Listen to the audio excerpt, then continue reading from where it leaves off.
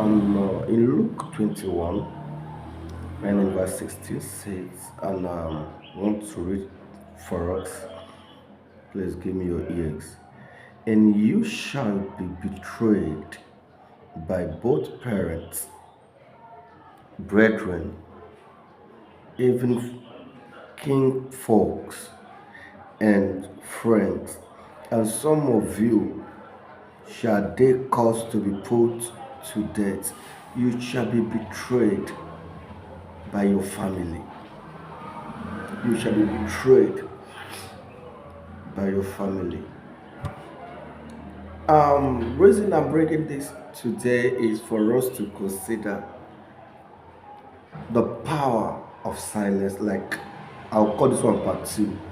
Reason is that I've said several times that silence is a key that makes people to sort for your thoughts, to search for what is in your heart. But because you kept silent, they could not. The devil will try to do everything, or the enemy will try to do everything against you to bring you to a point of provocation. That at this point you become angered and you start talking. You start revealing everything you have kept in your heart. And at that moment, the enemy will now start taking them from you. The enemy will start collecting the things you had stocked in your heart. And then that thing you call a secret, buried within you, is let out. Why? Because you try to seek, like I said, validations from men. You try to seek defense. You try to prove your innocence when those that are dealing with you doesn't consider your innocency. They knew you were innocent and they brought an allegation to tarnish that innocency. So no amount of your trying to defend your innocence matters, because why? They have created hatred on you. And that is why the Bible said even your family members will stand against you.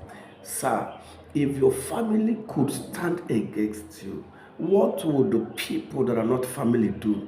If you could be betrayed by the people you have the same blood with, by the people you share the same cord with, if you could be destroyed by them, if you could be slandered by them, if they could tell people wrong stories about you, wrong things about you, what would happen when others had come around to gang up and speak? This is where there's always a problem, because when a father and a mother is fighting, whatever that the woman says to the public, the man does what turns out to be what everybody will believe, and whatever the man says the wife did would be believed by people. Rigs and eggs, because the two live in the same house. So whatever each of them says is taken to be truth. So in life, so in this case, what will you do? The woman says the father or the husband did this, the word supports her because they believed her. The man also says the woman did it and they believed him because the two lives under the same roof. So they believed everything that was said by these two are truth. But the question is, if your lover becomes the betrayer, how do you handle it? When the people you valued becomes the people that are slandering you, becomes the gang that had ganged against you with accusations, what will you do? This is the reason maturity speaks of not answering everything that were thrown to you. Every race as stones. When you try to answer them all, you end up saying things you shouldn't say.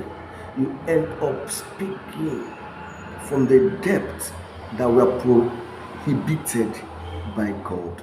This is the reason why even the word of God says, in the multitude of words, there lacketh no sin. When we talk too much, we commit more sins. And then that is why God is saying, learn to be silent.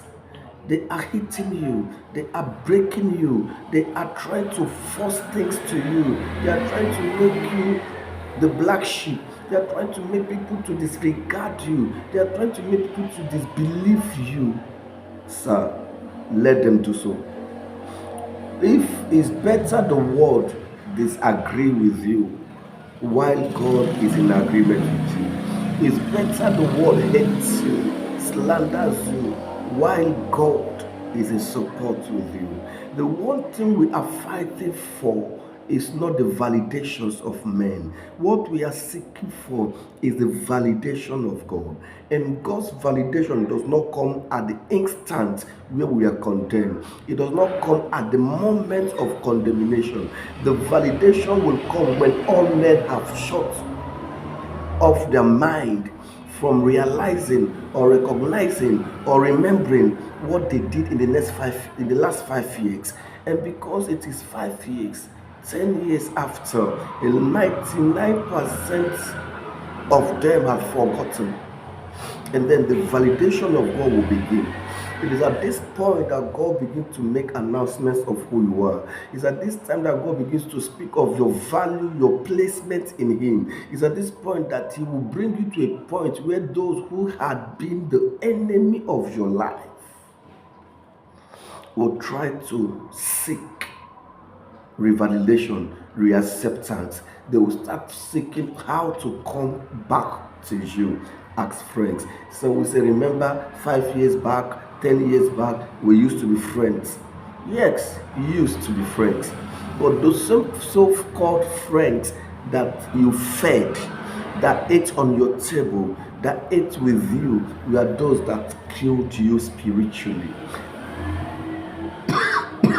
There are those that fought against your greatness. And that is why God said, you shall be betrayed by family. And some of you, they will cause you to die. Most of the things that we need to understand is that when people gathers against a man in order for the person to be slandered or to be humiliated, the end product, the major purpose behind it is to fulfill the three major assignments of the devil: to steal, to kill, and to destroy. They want to steal your joy. So when they hit it on you, you start, in fact, you loses your joy.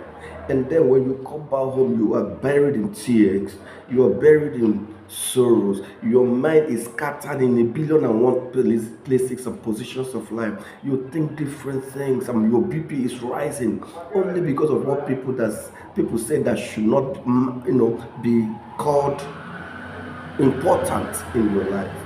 Because people does not have the final say over your life, but you allowed them to do so, and that is the reason they have gotten you. So they stole your joy by this. One of the things they also reason behind their doing is to kill you. And when they kill you, how do they kill you? They kill your image. They kill your value before men. They ensure that you don't want anything before men. When you walk the streets, people look down on you. When you walk the street, people point fingers at you. They've killed you.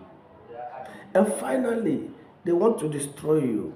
To destroy you is to make you see yourself as one that had no self-esteem. You start looking down on yourself by yourself. You start belittling yourself. You start seeing yourself as that you are not more needed. You are not important in this family. This and that. You are not supposed to be walking the streets of where your location is found simply because of what people say.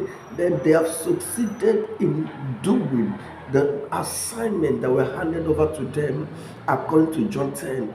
This the enemy does not come, but whenever he comes to steal, to kill, and to destroy.